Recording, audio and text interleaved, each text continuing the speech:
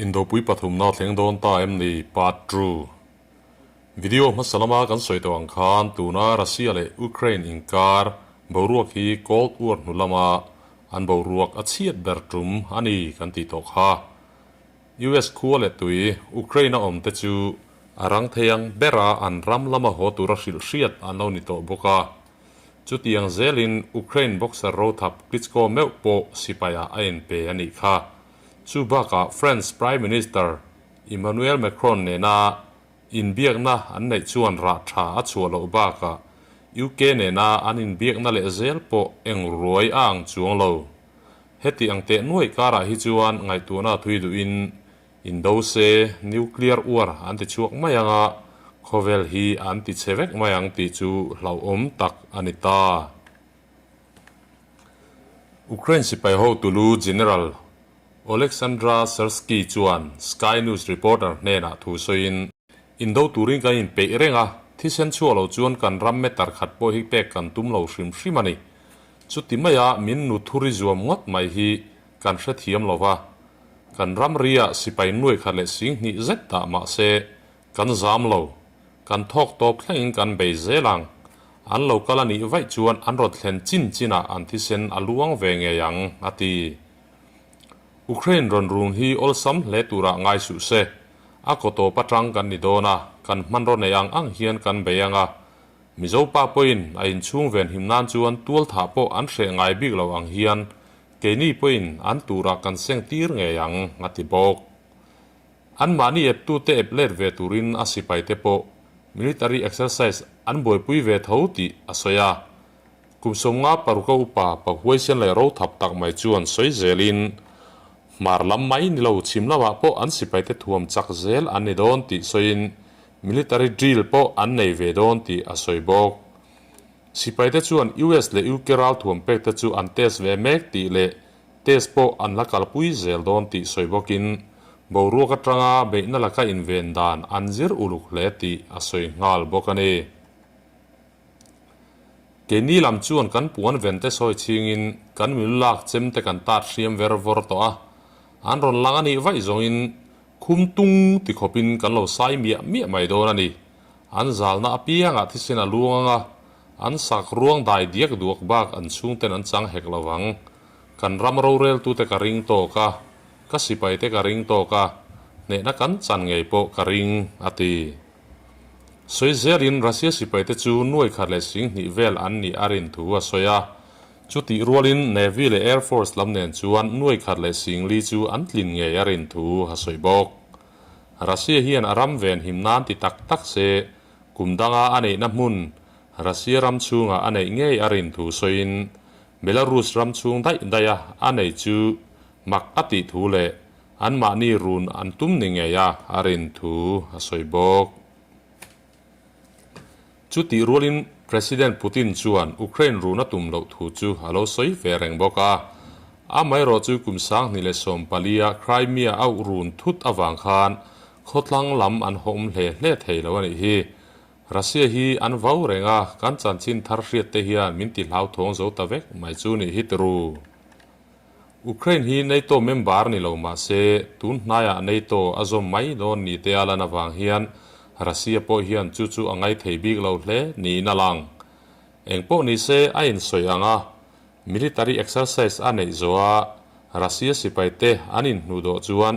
โคเวลอารัลมองเลยไหมตัวรังไงล่ะจุดที่รัวลินปูตินเฮียนอันรัมมีเลสาเตอร์ริลรัวกลมอังลันฮีฮัดูโดนลว่าอาเลละมาเล็ดอารอนชัวระวังตีอัศรีสีโลวินคาน US จวนอุเครนจันปุยนานB-52 bomber ปาลีงดไม่ตีรสวกนี่รีพอร์ตออกมาเหตุยังตะกา US อัทอกริเพียนบรวกอัติรัลที่เลจวลนี่อินนัลัง White House จวนรัสเซียและเบลารุส join military drills จูอุเครนรูนัตุระรัสเซียนบวชใส่นะฮันนี่ฮัติยารัสเซียจวนอุเครนรูนอัตุมเหล่าทูจูอาศัยนนเวทุงะมาเซอาเจดานินอาจิรมียวโลวางเลยอาสเตลจักเจอันหมู่มียวอวางิมตูมันอันออยเหล่าทุงเงี้ยนี่อ่างา US เฮียนรัสเซียนายาราทวมชบนารมจางงายินอาเทียนเตโฮอาฟุยพูรจอกนี่ยังเล่ kan pi le pu ten mei hmanga infiam lo turin min zirtir thin kha hania khovel ramro pui ho hian chu lo hreve se mi tina thei hian infiam lo se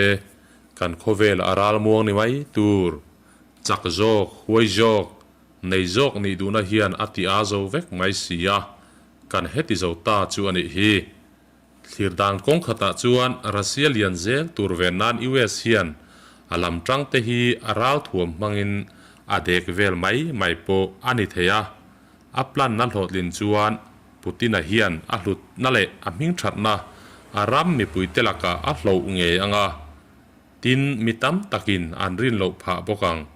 chu US po hian a thil tum ani ve thei tlat mai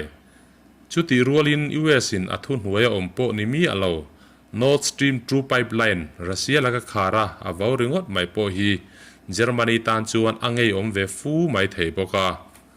tuna ram te naw Lithuania Estonia le Latvia ti vel te chuan indo lo se an du hle ani hi chu ti rualin an voice a theu neu bok si Russia tan la an mi le sa Donbas region a cheng te tan pui hi acha kom don bok nen an bo ruak a chingchi vet nuai mai zong ani hi mo video masalama kan ta soi to ang khan